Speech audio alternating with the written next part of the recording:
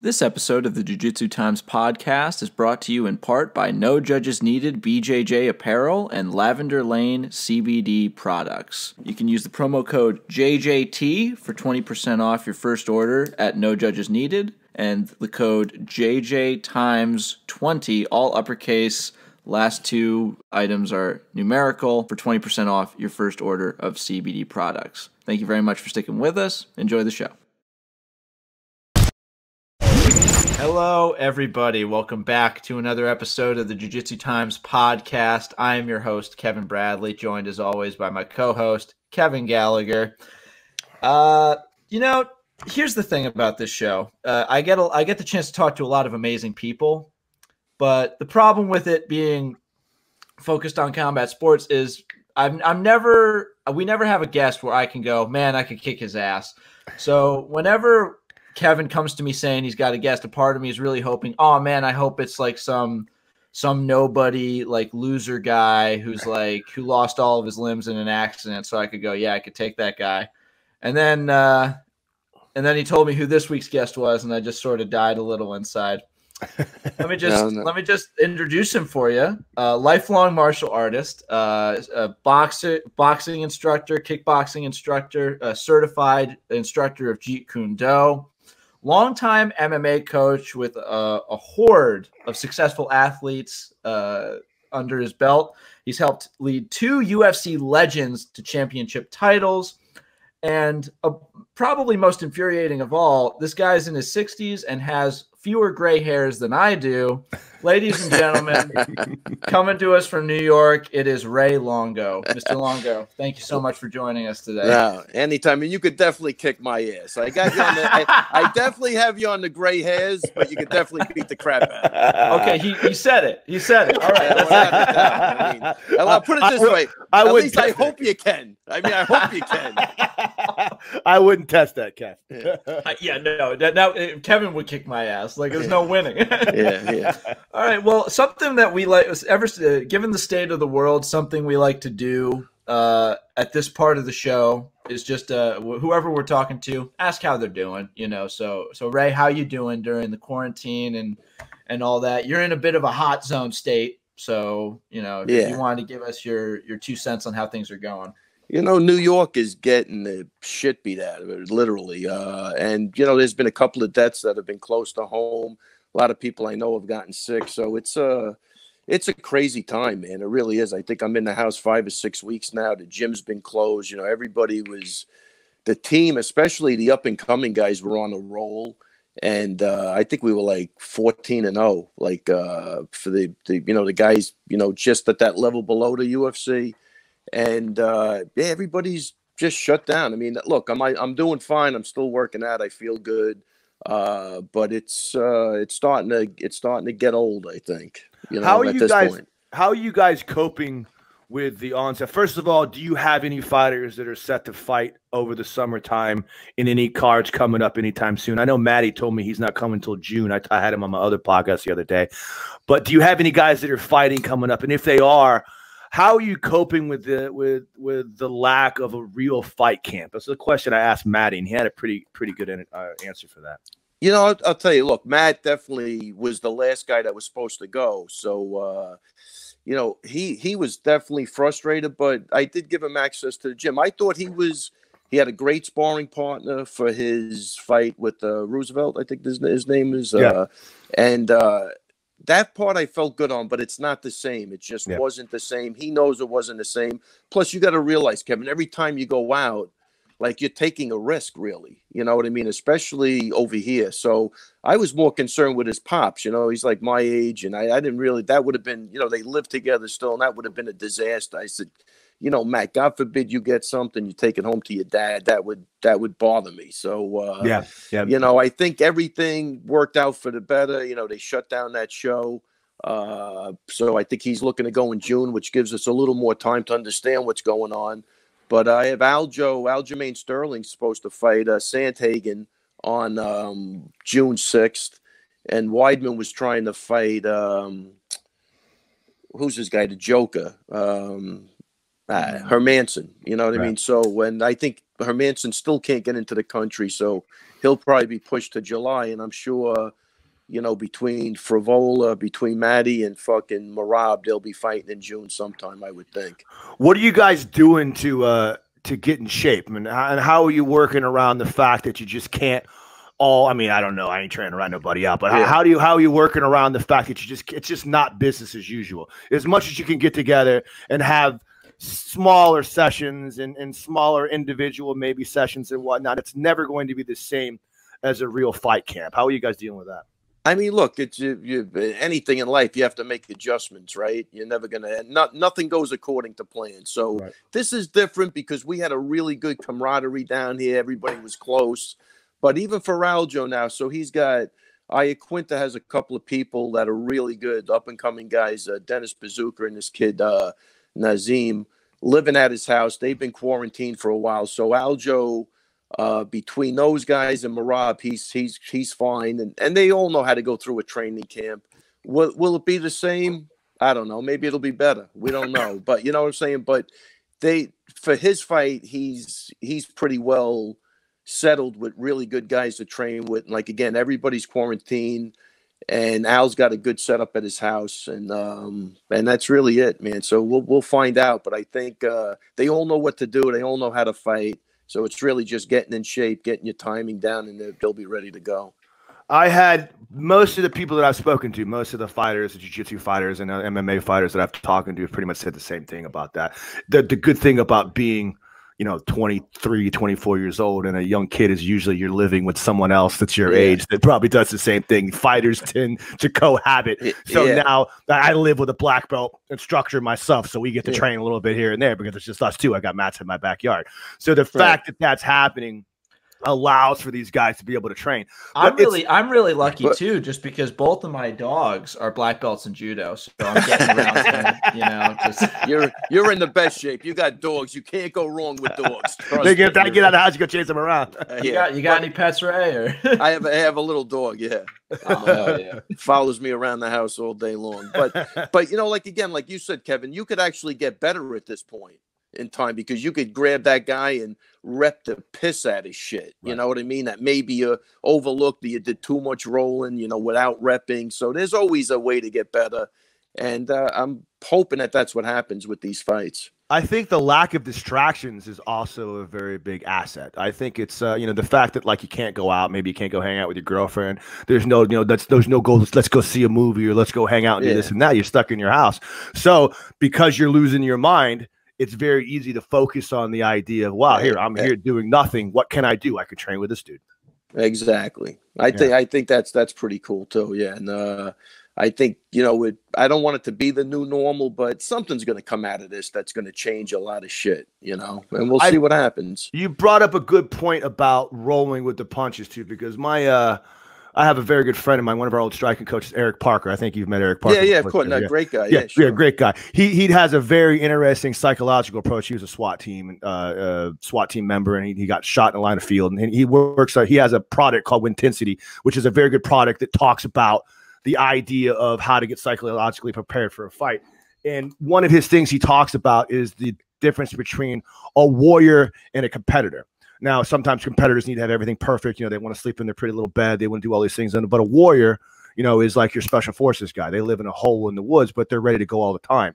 So I think what we're going to see now with these guys, with these small training camps and the extenuating circumstances, is they have to dig into that warrior spirit. They have to realize, hey, I'm not going to be able to do all the things I want to do. My routine is going to be thrown off. I'm not going to be able to do the things that in the prior cases I've been able to do for my fights. But I got to get paid, and I'm a warrior, so I just got to suck it up and get it done. Yeah, listen, man, you got to remember too. Back in the day, man, like when Matt was fighting, they weren't making money. Guys fought because they loved to fight. Right. Like if this was 20 years ago, this isn't even a problem. Guys were just jumping in there.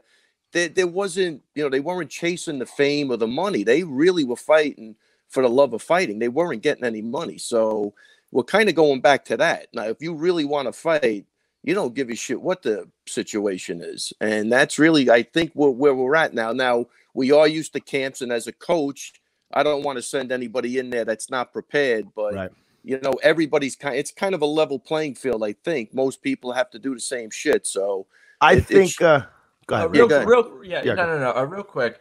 Ray, you're talking about, it's important that your first instinct is talking about how the athletes are doing. That's been your number one priority. But also, I'm interested because you're dealing with this too, and you're having to see, these up and comers sort of have their careers like halted a little bit because the world is horrible. Yeah.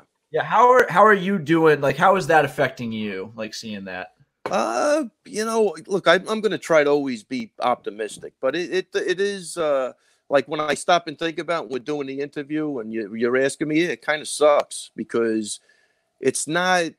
We don't know where this thing is going. Like, even if we open up tomorrow, is anybody running to a restaurant? Are you running to a concert? So that's the difference. You got to remember, I promote fights also. So for a lot of these guys, I provide, like the Ring of Combat, and we have combat at the Capitale. So they get to be groomed and, fight. But if you can't put on a fight, I don't know where these guys are going. The UFC at least is running fights. And as long as they do it in a safe manner, I'm totally behind it. But for the other guys, they might not be fighting until September, October, the best. Look, when this first went down, we postponed our first show till May 15th. We thought that was far away. That was enough time. Now it's not even close. We're not even going to be open on May 15th. So there's a lot of unanswered stuff that, I don't know. And it's not look, again, we just said it. You got to deal with it. Like, there's nothing you could do to change it. So it's only how you react to what's going on. And these guys will all be positive. But, at the end of the day, it stinks, but we're going to get through it. And it is what it is. You brought up a pretty good point about the fact that small promotions are going to suffer way more than the UFC. And the reason is because, the UFC has the luxury of being able to pull in Fight Island, large money, Island, but they can pull in their money from pay-per-view dollars. Like they can put it up. I mean, when you're dealing with a small promotion, there's no such thing as pay-per-view dollars. You have to have asses in the seats to sell to spectators, and you can't do that. There ain't no way you're filling an arena right now. Exactly. And if you can't do that, then you're not promoting. And if you're not promoting, those guys aren't fighting. But, Dana's got Fight Island. I'm going to have Fight Basement. So that's where my budget is. We're going to fight in the fucking basement. This guy's on a goddamn island. I'm going to be stuck in a basement somewhere. No shit. Unbelievable. So let's talk. I just want to let you guys know that the title of this episode is going to be Fight Basement. Let's get into some good stuff. We'll talk about some good things. I want to talk about some old school UFC because you've been around for a while. You've been around for a long time. You go way back, and you have a very extensive martial arts background that we're going to get into. But I want to start talking about some of the things you remember from the early days and how maybe the UFC and even the general idea of what MMA is now has changed. Because I think a lot of these guys don't realize how good they have it compared to the way you might have had it coming up trying to promote fighters back in the day.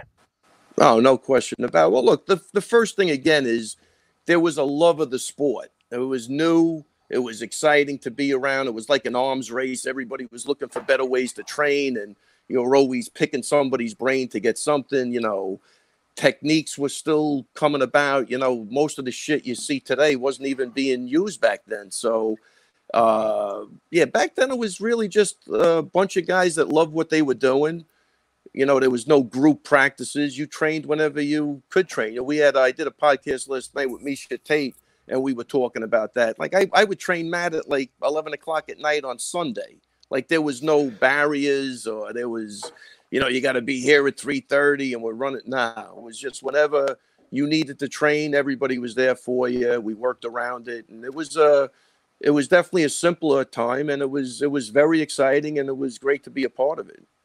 Talk about how some of the ideas of how preparation and training come about. And I mean specifically in the terms of how I believe that MMA has become a martial arts unto itself at this point. I believe that the idea of MMA isn't really about mixed martial arts, because mixed martial arts considers the idea that there are multiple aspects of martial arts that combine to make one form of martial arts. I think that MMA has pulled enough from other aspects of martial arts to create its own thing. But talk about how back in the day there was outliers and guys that were specialists, like Matt Matt Sera was definitely a jiu-jitsu specialist, but how you had to learn to incorporate those things to be competitive. I mean, how you had to incorporate everything else. Right. Well, I'll tell you what, Matt, you got to remember, I don't know if you really go back to the beginning of jiu-jitsu, it was just jiu-jitsu. You couldn't mention striking. They'd fucking ban you from the class. Like, it was almost cult-like, you know what I mean? And everybody, you know, was following Hoists, you know, put the foot jab out there and take the guy down or whatever he was trying to do. But, you know, with Matt, I had to trick him back then. I said, look, why don't we do the Thai boxing just for conditioning? It'll get your jiu-jitsu better. You know what I mean? So I kind of roped him in that way. And then he fell in love with the conditioning aspect because his jiu-jitsu game did take off because he was really training his balls off. His cardio was through the roof, and he would attack. He was a phenom back then. He really was. He would just piss through the class, and he accomplished a lot at that point in time. But I did have to trick him into the striking by saying, let's work the conditioning. If I would have said, let's work your striking, he would have said, no, the jiu-jitsu was good enough. But I went through the back door on him. And once I did that, he really did fall in love with everything. And then, you know, conditioning was paramount with him. We had a great time training together, and then same with everybody else, you know. And then certain guys, like, you know, just fell in love with, you know, whatever they weren't doing, you know. And that becomes a problem too, because Drago was a jiu-jitsu guy, but he just loved to bang, man. He didn't give a shit. So that could have hurt him because maybe he should have implemented more of that, but he loves to fight, that guy, and that's what he wanted to do. And almost like a Gaethje now. Gaethje, you know, there's somebody asked me about his strategy. I'll tell you exactly what his strategy is. He's going to put on a fucking exciting fight. He's going forward. He don't give a fuck. I don't know. He's going to hit you. Yeah, I don't know how long it's going to last. Yeah, I don't know how long it's going to last, but it will be an exciting fight, guaranteed. There's no way it can't be with that guy. So some guys, you know, fall in love. Like, he's a wrestler, but you would never know it. He's never implemented his wrestling. So, you know, that's part of the game. Do you think that some guys... I'm really sorry. I can't get the image in my head of a young Matt Sera going up to you saying, so you're telling me if I learn to kick as hard as I can, my submissions will get better, and you just go, yes, exactly right. If you can punch through a brick wall, your arm bars will get better. Let me tell you something. You know what's funny? Back then, like, he fucking tortures me now every chance he gets. But back then, it was a little different. I used to torture him. I was younger. He was probably about 21 years old. So what you're seeing is him really getting even with me for all those years. You know, I don't know when it switched. I think it's when he got on that reality show. He just went fucking berserk. But well, I was just gonna say, I just saw a replay of you inducting him into the UFC Hall of Fame. I've never seen more ball busting in such a short amount of time than you guys up there. Yeah. We couldn't even do that right. We had to fucking carry it right on the stage. But one of the best moments of my life was inducting him into the Hall of Fame. You know what I mean? Like, for martial art wise, it was a blast, man. I was there with him from the beginning, and it felt great, man. It really did.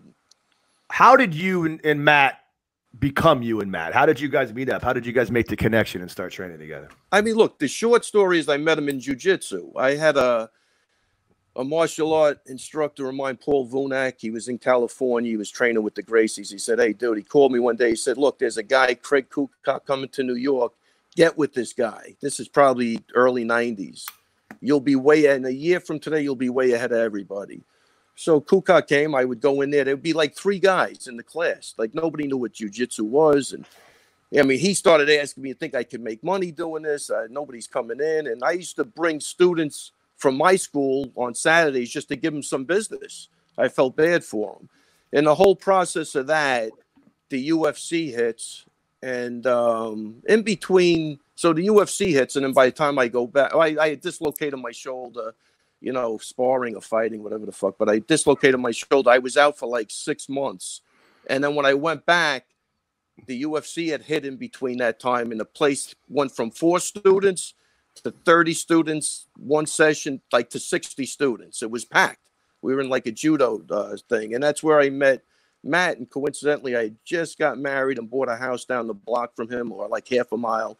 And that's how it kind of started. But I mean, that's the one thing. Before that, while my arm was in a sling, he had come to the school. He wanted to get a friend of his this is what a good guy Matt is. So there's a 17-year-old kid. He comes into the school with his buddy who was having problems. He thought it'd be a good idea for him to train. I had a good reputation. He brought him over. We start talking about jiu-jitsu. I don't even think he believed I was doing jiu-jitsu, but that was it. So I met him once. And then when the UFC hit and I saw him in the city, we said, oh, shit, man, I remember you. You came in, and then that was it. You know, where do you live? And I said, I'll give you a ride, you know, that type of shit. And that's how it started, man. I met him at jiu-jitsu, and obviously he went on to become great, and I sucked, and I just quit. What about Matt made him want to go into UFC in the beginning stage? And what are some of the things that make him special as a fighter? Dude, that guy, first off, he was a street fighter. I mean, still to this day, Kevin, I think we're going to get killed very shortly. Yeah, he's got that. I know a few people like that. No, the motherfucker can't control himself now. Like liabilities. I mean? I was actually just gonna ask as a side note, because he's famously very like open with how he's feeling public, just like through the show. Is there a limit to how red his face can get? Definitely not. That's a good question. And I bring it up every time his face turns red. Trust me. But that's funny. No, he's still wacky, man. Like I'll go to do the podcast with him in the city. It's like it's a fucking adventure. I'm like, wow, this is not going to turn out good. I mean, you know, we're getting old. I mean, it's not even you know. Dude, I know a few people that are like that. My friend Monster Lobster, you know Monster Lobster. He's like that too. I love that guy like the bottom of my heart, but he's just a liability. There's certain people that don't necessarily want to fight, but they're not exactly ever going to shy away from the opportunity to box up for them. They enjoy it. They got to make a little thrill out of it. Nah, it's really still funny to watch. I'll be honest with you. But what I was saying, so as a 19-year-old kid, he was looking to fucking go to war with anybody. You know what I mean? But if you look at his personality, he's still a very funny guy. So he was the perfect person for me. He could throw down, but he had a great sense of humor. And he didn't walk around like with a chip on his shoulder looking, but he wasn't going to turn it down if it came his way. And he definitely wasn't going to take shit from nobody. But he handled everything with a great sense of humor, which I love. I think that's the best combination you could possibly have. You know, he's not a mean guy, very humble, very level-headed, but there's certain situations he just flies off the radar. Man, I met him one time for the first time at Matt Arroyo's when he came out to teach a seminar, and we went to Matt's house and watched the fights. And he asked me, I said, hey, man, it's super nice to meet you. And he said, hey, you want to take a picture? And I was like, I didn't want to be that guy. And I said, no, it's cool, man. Don't worry about it. And I think I offended him. And like for the rest of the night, I just sat on the other side of the room because I was scared out of my mind. I don't want to make it weird and double down. So I just kind of let it roll. But I thought for sure Matt Sera was going to kick my ass. Or at least have words with me.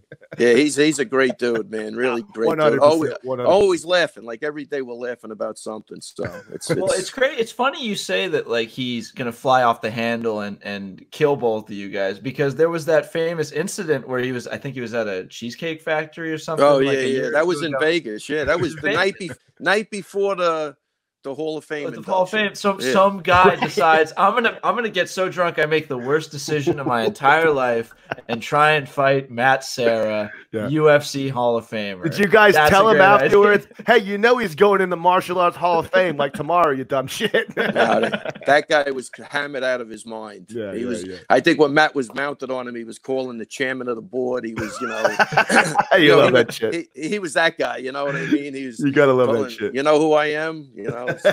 Right. But you could see he even handled that pretty funny. It was I'm not trying to hurt you. Just let's just calm down.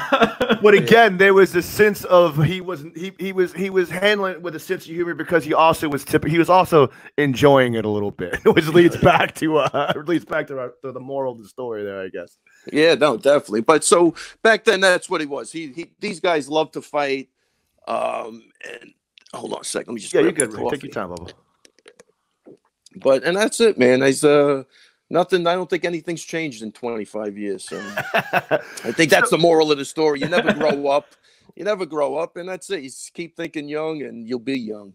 Let's go back to you now. Let's talk a little bit about why you decided to start training jiu-jitsu.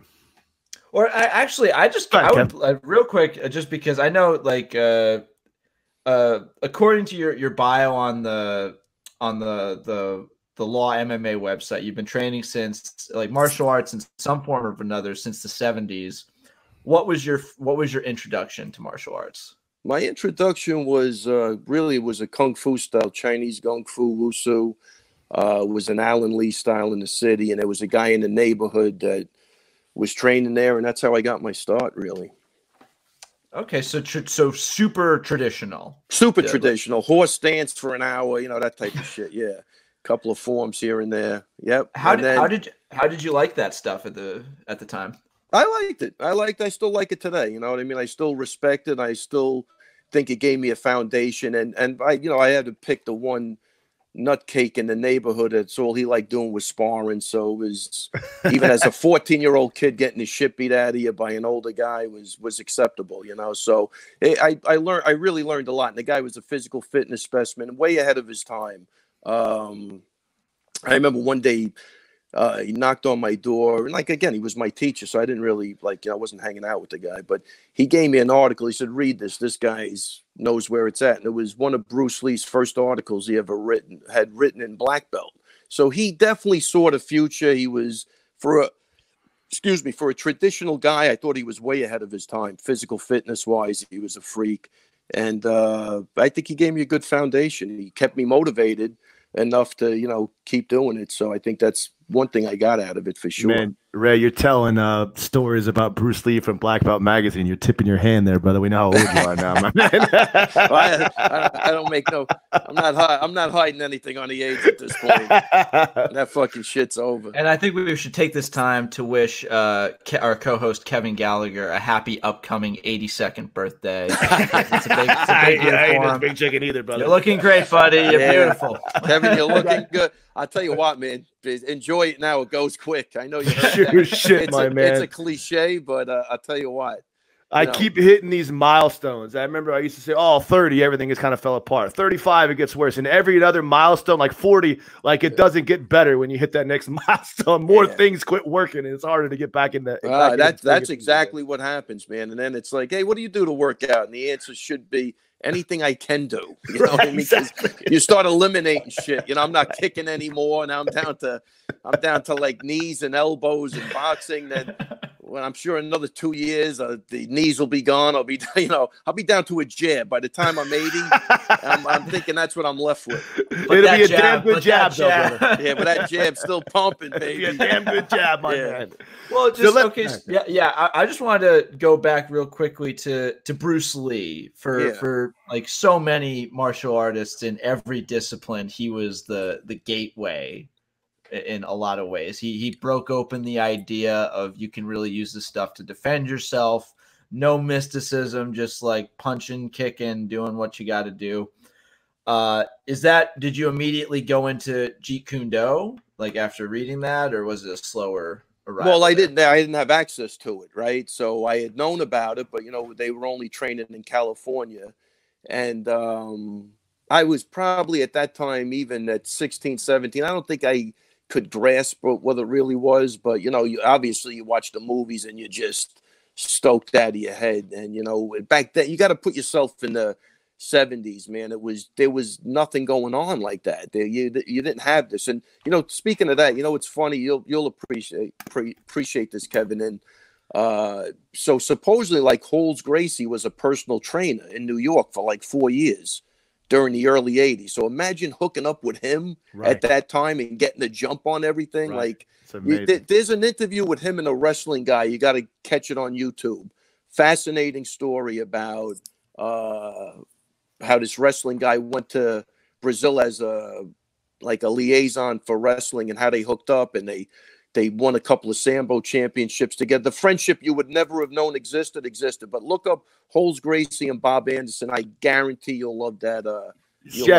For those of you guys that don't know, some of you guys know a little more savvy into the history of jiu-jitsu. Holmes Gracie is famously almost the same type of personality that you could consider to be Bruce Lee, as far as he actively, when he was one of the first jiu-jitsu practitioners to break away from the jiu-jitsu was everything and go out and train with legitimate wrestlers and train with legitimate judo practitioners and sambo practitioners. And he's really credited with advancing modern jiu-jitsu to where it is now because of that. What's crazy about Holmes is that he had like I think it was 4 or 5 black belts that he himself directly promoted. It was some really small number. One of my first jiu-jitsu teacher ever was a guy named Marcio Stambowski, and he was one of those very few guys that like knew holes before he tragically passed away in a hang gliding accident, which is just about.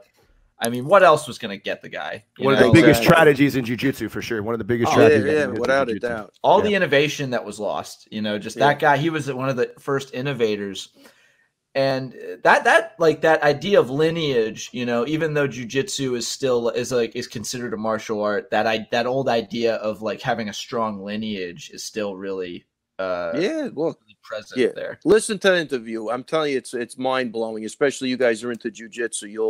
You'll love it. But the point being, there was nothing back in the 70s. You know what I mean? So I don't know where I was going with that, but the point was, imagine hooking up with a guy that was really real, like jiu-jitsu. Imagine having a 10-year jump on everybody with jiu-jitsu. Would have been crazy. You would, but you wouldn't never even known it was there because you wouldn't have given a shit. You know what I mean? Like, you didn't appreciate what you were getting. Exactly. You wanted to do the katas and all the other stuff. That's what you were used to. I remember back when Hoist was first coming out back in the late 90s, maybe 99, 98. I was training jiu-jitsu at a super small school under some Brazilian purple belt that just happened to move to the South Florida area near the school that I went to college at, and I trained with him for about a month, and I broke my ankle training, and I had to quit. And I look back on that and think to myself, good God, if I would have stayed with that, because at the time I was boxing like a crazy person. I was really good. And I wrestled. I was a tough kid back then. If I would have stayed with it and continued to, I can only imagine where it would have led to at this point. But it's crazy, man. And back then, a purple belt was huge to have in your corner. It was like a god. Oh yeah, it was hard to come by, man. If you were a fucking purple belt, you were on another level. I think let's talk about that a little bit, because that's something that people. Can I get one one more old guy joke in? It's kind of like, and you guys will appreciate this. It's kind of like that caveman who's like, "Hey, did you hear Craig is starting to cook his food before eating it, and like not just eating raw meat?" And everyone's like, "He's crazy. He's insane." That's funny.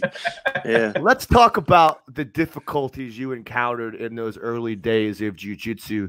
Just being able to find legitimate jiu-jitsu instruction. Now, you talked about how you got to train under Kukos, which is a huge thing, because that was a very huge thing for the West Coast. For that guy to come out there. My instructor, Rob Kahn, who he used to train with Hoist out in Torrance, talked about that as being a pivotal moment in the history of jiu-jitsu. But just talk about the idea of, we're talking about before the age of YouTube.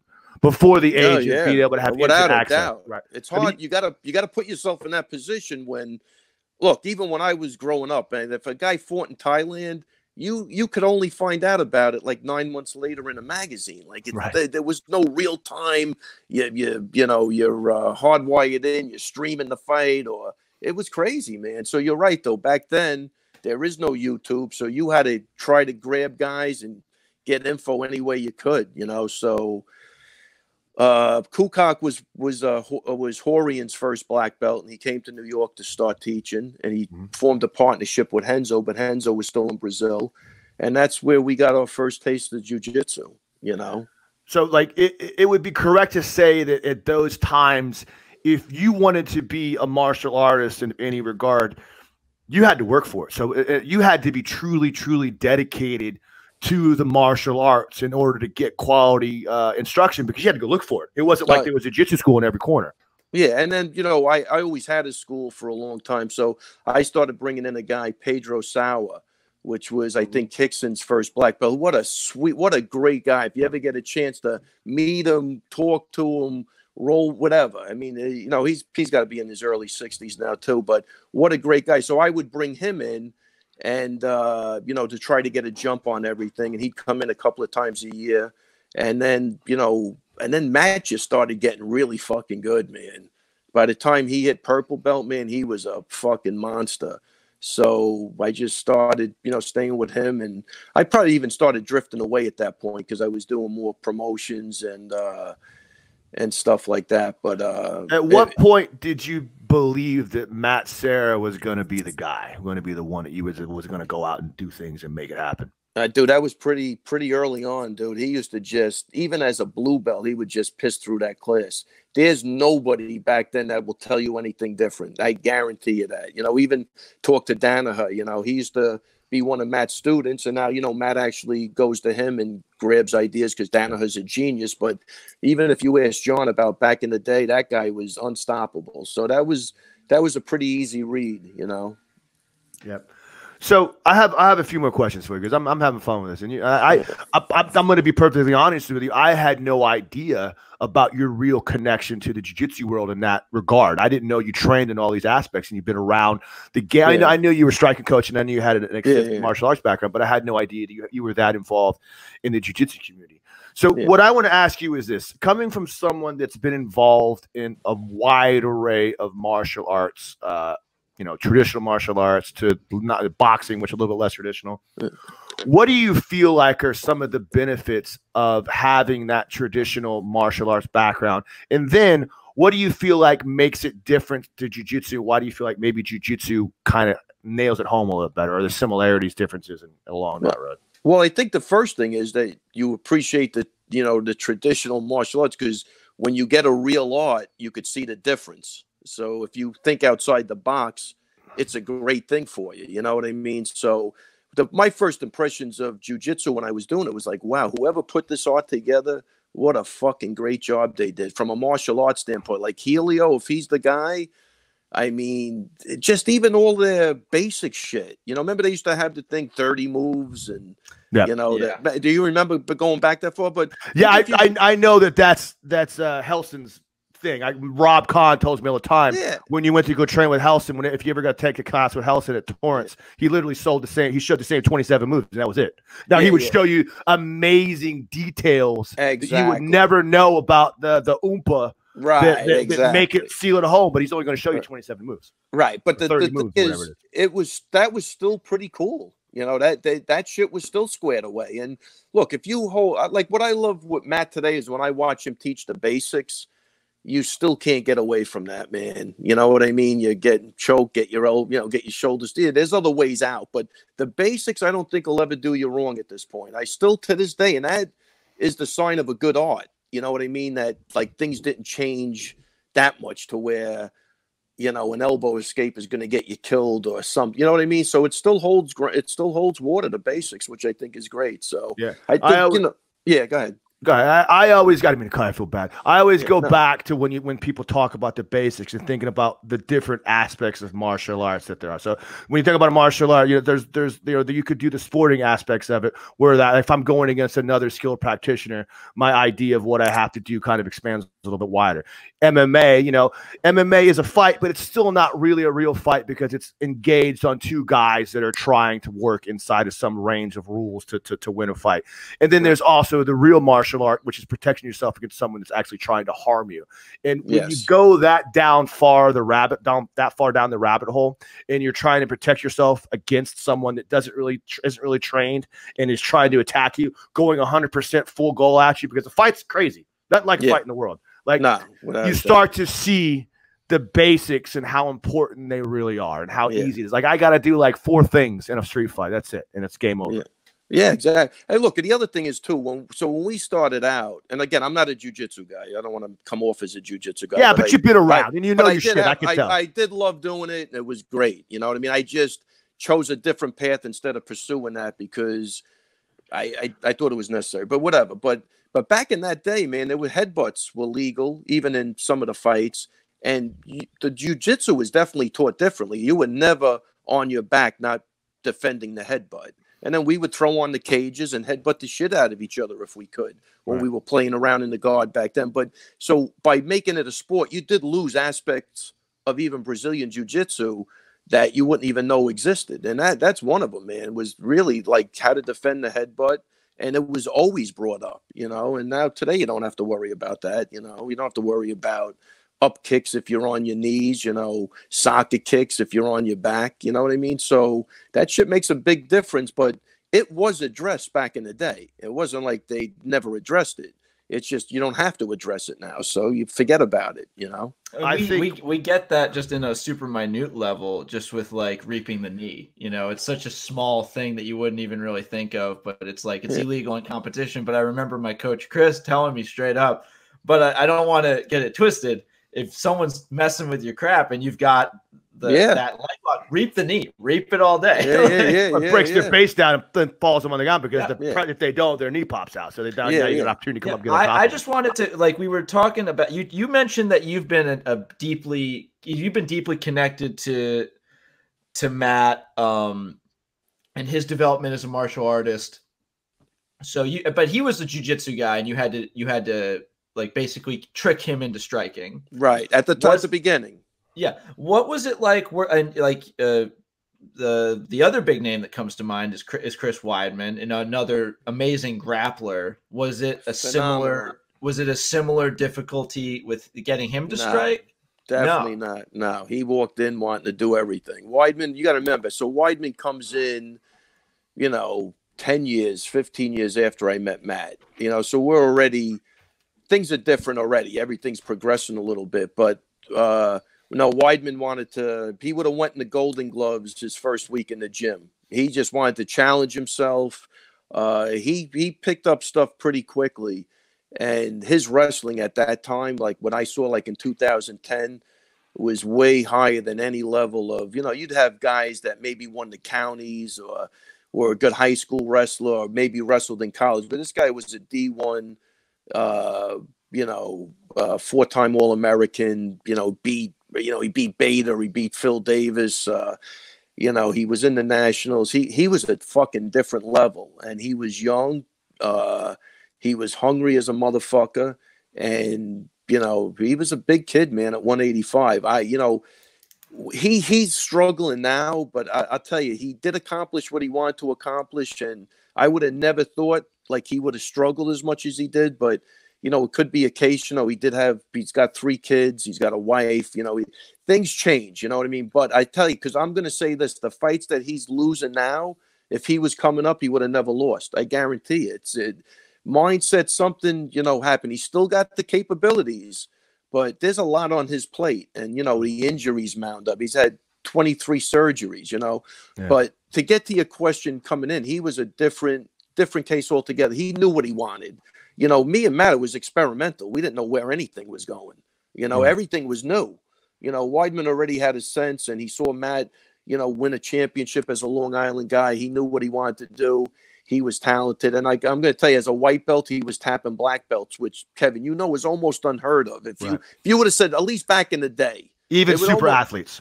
Yeah, even back in the day, if you were a blue belt, you never tapped a brown belt. Those days are kind of gone.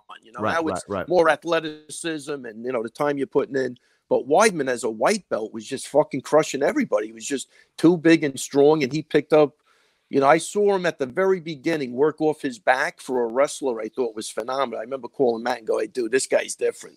His fucking guard looks really good. He don't even give a shit about being on his back. Normally, the wrestlers, that's the last place they want. They didn't even They don't know the thought. Exactly. And that's how they get beat a lot, because they turn up to their knees. And once you let someone that's proficient in jiu-jitsu, I don't care how good you are, they get on your back, you're done.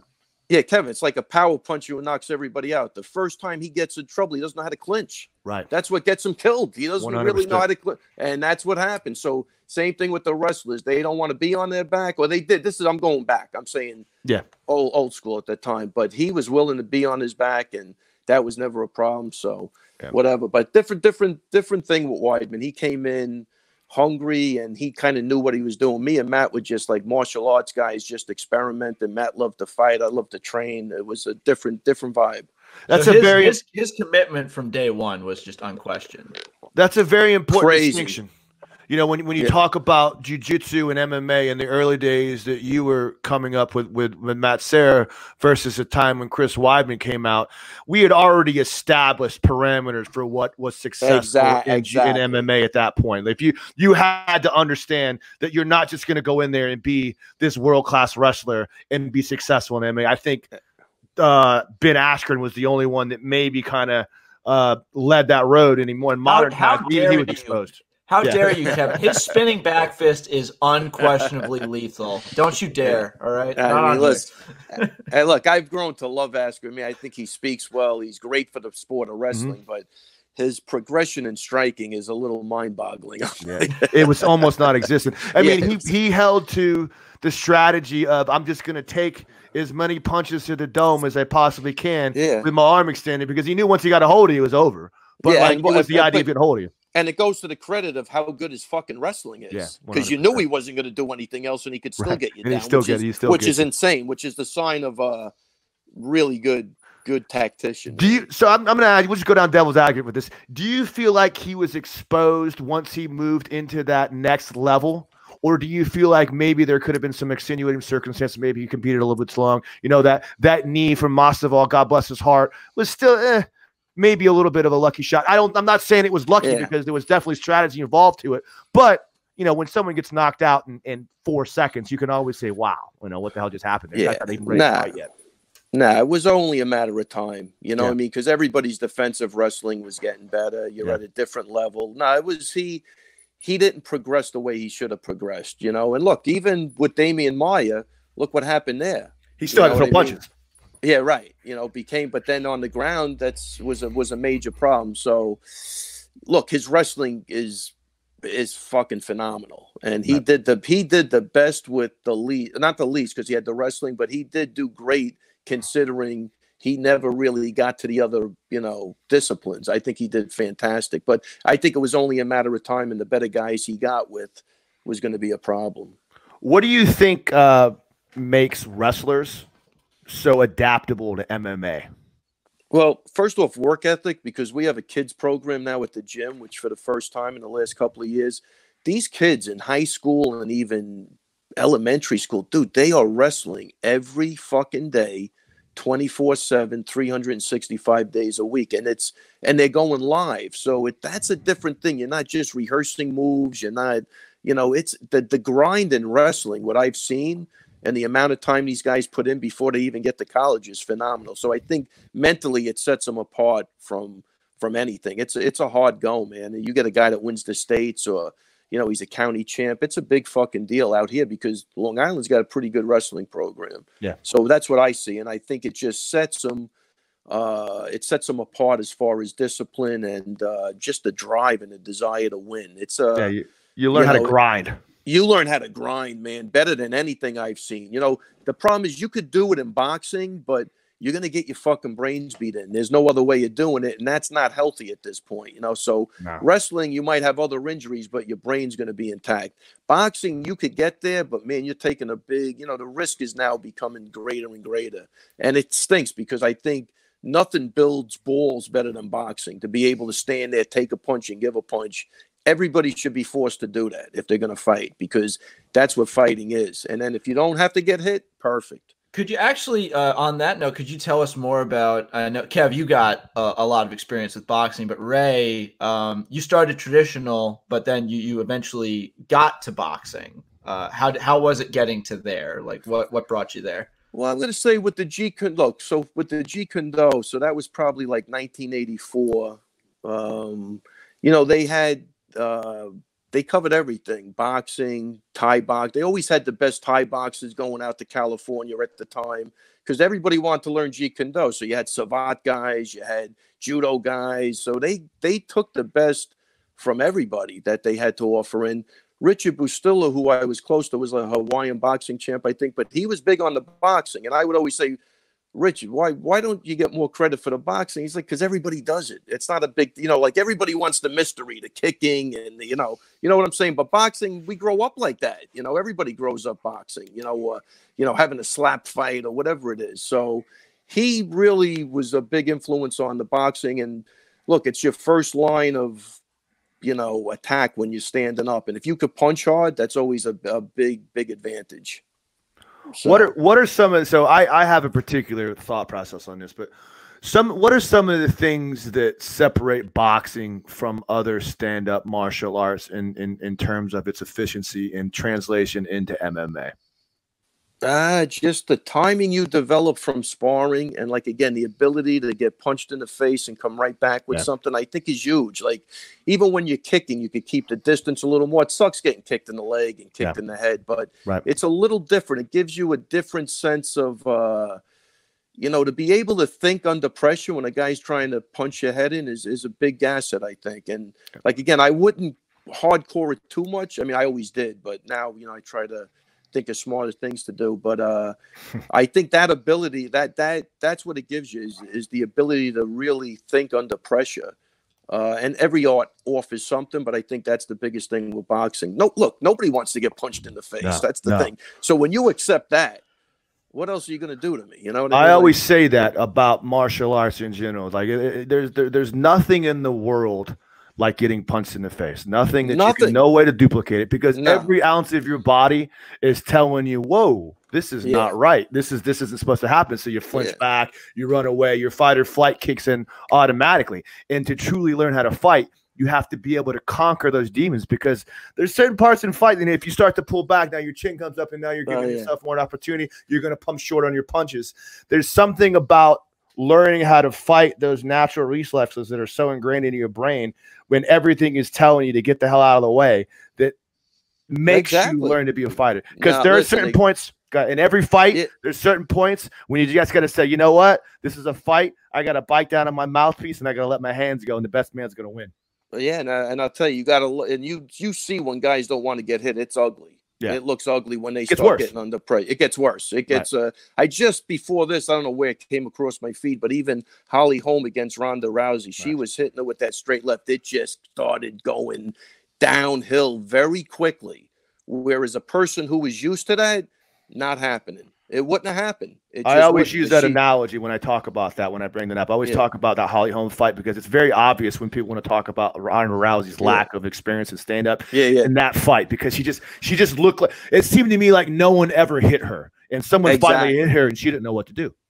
Yeah, exactly. And I think you could see that. And I think I heard, I'm not sure if this is true, but I think even sparring partners had to sign a non-disclosure agreement. And that's always a bad sign. That's never that is never a good sign, man. You know what I mean? So Ray, I'm going to go into possibly controversial territory. Part of Ronda's legacy is her coach. Edmund Targaryen, as a guy who's produced more than a few stays in, please give me some dirt on Edmund. More than solid champions.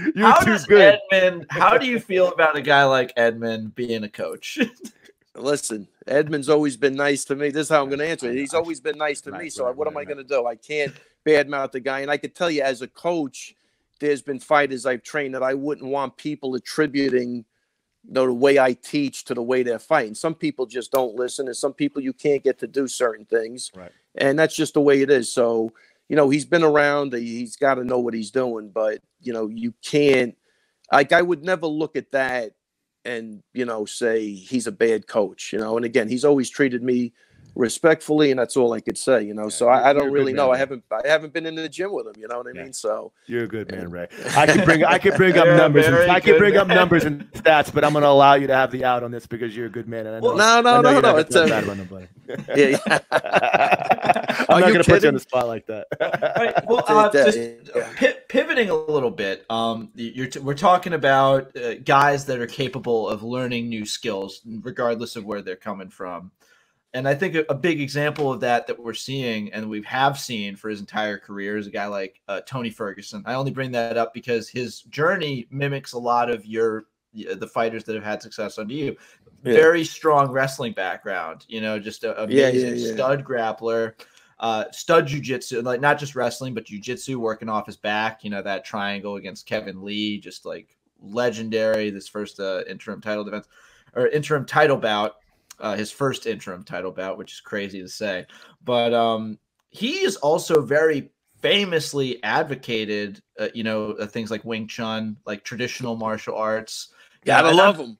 Yeah, as a guy who's been in both like traditional and modern, how does that his approach? How do you view it?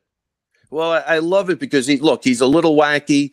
He's a great guy, but he is a little wacky. But when he's on that Wing Chun dummy, I got to tell you, I think it's fucking fantastic. I don't know if it's applicable to whatever the hell he's doing, but he's having a good time, and you know, and he really doesn't even use it right. But it's pretty fucking it's entertaining, and I'll tell you what, man, I'm pulling for that guy. I think he's awesome for that fact. That's a guy that thinks outside the box. And he might actually think outside a lot of boxes. But, he might be out of his box. Yeah, he might be out of the box. There might not even be a box. There ain't even a box there. Well, there's that video of him throwing the box around the gym. Yeah, so. I know, he's awesome. Well, that's it. Look, he don't give a fuck what anybody thinks. You got to love him for that. He's his own person, man, and he's super talented. And Kevin, I'm going to say that guy has to have fucking bricks in his hands, because when you're done fighting that guy, you are busted up like nobody else, man. So he's got to hit hard. Every fight he's ever in, when he wins, you can automatically you can tell. You don't even need to see the hand go up. You know who won and you know who lost. Without a doubt, man. Because the other guy's face looks like hamburger meat. If you looked at Kevin, if you look at Kevin Lee after their fight, you assume, oh, he must have gotten knocked out. Not some, like there's no, his whole face is just in a short period of time. Yeah, in a short period of time. Yeah. So I think just in closing, I think I got one more thing I want to add. Just get your opinion on this.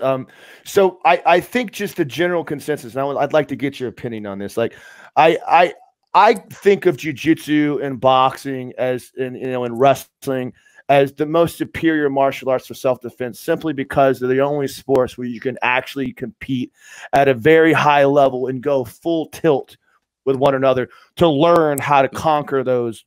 Bingo. Right. Yeah, that's it. Yeah, without a doubt. Thinking about that and incorporating the aspects of other martial arts that might not allow you, because again, like if you're doing kung fu and you're working with a sword, or you're doing Krav Maga and you're trying to take a knife out of somebody's hand, it's not worthless, but it's never going to be the same until that guy is trying to kill you with the knife. So thinking along those lines with other guys that are cross-training in these less obscure, more traditional martial arts, it's important to realize that, like, yeah, you can laugh about that, because a big thing with jiu-jitsu is guys talk about, oh, that's just worthless, that's just stupid, I'm going to armbar him. Yeah, you may be able to do that, but he may be able to use that barrel roll to defend himself as long as he's applying it in real-life scenarios. What do you think about that, man? No, I think what you said is 100% true. Look, for the other arts that, you're wielding some sword or you're doing, look, if you're having a good time, man, that's really what it comes down to. Like, well, we're all anti-kata, right? But I see a guy in the gym teaching kata to guys that are 70 years old. Now it's good. I'm like, any movement is good. So it's great to see some of these older guys doing, it's almost like a form of Tai Chi. You know what I mean? So you have to memorize stuff. It's good for your brain.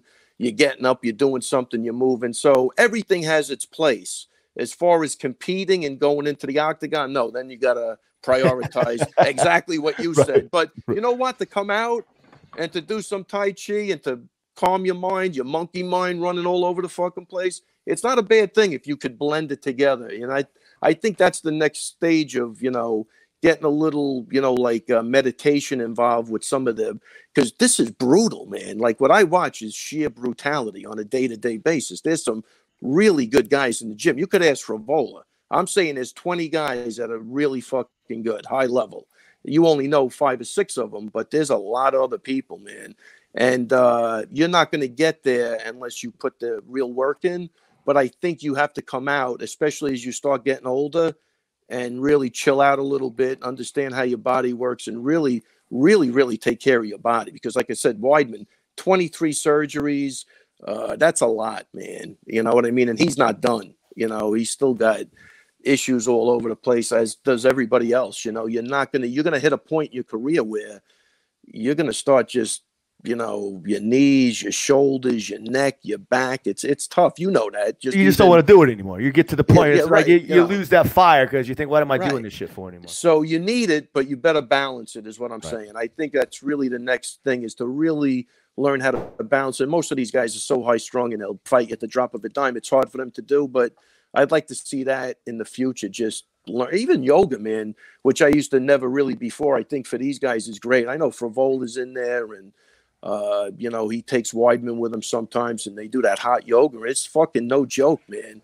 You better get on Matty's ass. He's getting fat. Last time I saw him, I'm gonna rat him out. I only talked to him maybe 2 weeks ago after everything went down. I was so happy for him, because I sensed that he was stressing out, and it wasn't really right to do to that kid. It really wasn't. You know what I mean? So I think everything's going to work out, and that's a perfect fight for him. I love that fight for him. And unfortunately, man, we came out of the block quick. I loved that fight because the guy's a boxer. Right. And we were working on some stuff, and then I just, everything shut down, man. And I think he still would have did great because he's a grinder, but he would have. I was really looking forward to that fight. It just I think that he's shit special, sucks. man. I think he's special. Listen, I really do, man. He's special for more ways than the fight. He's a really sensitive, nice fucking kid who wants to do the right thing. That's what I say. Way more intuitive and way more intelligent than people think. Yeah. There's certain days I'll be sitting there. We're not even looking at each other, and he'll just bring up a joke I made on a podcast and stuff. He's not even looking at me. Yeah, right. I'm like, you know what I mean? Like he's just funny, man. He's a nice kid, and his family, obviously, they're fucking great. So I'm glad this worked out. I think it worked out for the best for him because I think he was stressing, and it really wasn't right. And that bothers me as a coach. It really does. I don't want to see anybody go in there who's not totally into it. And this was out of his control completely. So it worked out for the better. All right. Well, in my closing, I would just want to know, I'm not sure if he's made any statements or if you're at liberty to say, but you said Chris isn't done. He still wants to go after it, still wants to get some matchups. Does he have any idea, or do you have any idea what he's looking at in terms of next opponents, or if he's... No, his next opponent looks like it's going to be Hermanson. Yeah. So, it's either Hermanson in July or they come up with somebody for June, and then I think he'll fight because he's kind of been, everybody's doing the same shit. They're training in their basement. They're grabbing guys. It's kind of weird, but like again, everybody knows how to fight. So they just got to get in shape and figure out ways to, everybody's going to be in the same boat. So, that regard, I think it's good, Well, before we sign off, I just want to make it a point to let the world know what an amazing dude you are, brother. Because you struck me so well. I'm going to bring up one scenario that really sticks in my mind. I remember when we were in Madison Square Garden, we went to go see Matt Favola's fight, and I remember seeing you in the parking lot of the hotel, or the valet in the hotel, getting in your car, and I'm thinking to myself, I met you before. We had dinner that one night. Like, I could go up and bother Ray. He's in a hurry. He wants to get out of here. And I'm like, I don't know. And finally I said, let me go up and say hey to him. I'll be real quick, take a quick picture and get out of here. And you spent about 5 minutes talking to me, embracing me, catching up, remembering the conversations we had together. And I thought to myself, like, what an amazing, sincere person from someone that honestly didn't have to give me that amount of time. That was on his way out the door. It's refreshing to see people like you because you're an awesome dude, and I love you. I love you to death for that, my man. No, listen, man. I told him he doesn't want to hear this, but there's certain guys you meet that you just take a liking. That's why he calls me for the podcast. I don't give a fuck what I was doing. I'm doing it. If I can help this guy, man, I'm helping him. I don't know why. I don't even know why. But I did this. There was something about him that was genuine and real, and that's what I fucking like. Not a backstab, but not a guy talking shit, doing. I just liked him. I'm a little crazy, but that's probably it. That's my fucking comfort zone, I guess. But he's just a good guy. It's killing this guy. It's killing him. When this shit's all done, I'm coming up to see you guys in Long Island. You're gonna love it. If you don't stop by me, I'm in the way. We'll bring this kid with us too. Yeah. Well, come up. You'll have a great time. Seriously, Ray, you're not I'm intimately aware of how dope a guy Kevin is. There's no one else that could put up with me for as long as we do this show. So, but know that you're helping me out too, man. And no, without a doubt. It's an honor to meet you, dude. For real. If you think any of this shit can help you, call on me anytime you want. I'm here for you guys, man. You want to plug something before we call this thing off? Nah, definitely not. I'm good to go, man. Good, man. Good. All right. Well, that's another episode in the can of the Jiu-Jitsu Times podcast. Special thanks again to our immaculate guest, Ray Longo. You can catch him cornering some of the dangerous human beings I just made a Kevin Gallagher. Dangerous, yeah, right. The most dangerous human beings to ever walk the face of the earth. But in the meantime, until he returns, I have been your host, Kevin Bradley. Jesus. I have been your host, Kevin Bradley. He's really rattled. We'll edit it out. Go ahead. No, we're not editing this out. We're doing it. I'm your host, Kevin Bradley, joined as always by my co-host, Kevin Gallagher, and we'll see you next time, damn it. Wash your hands and be nice to each other. We're out. All right.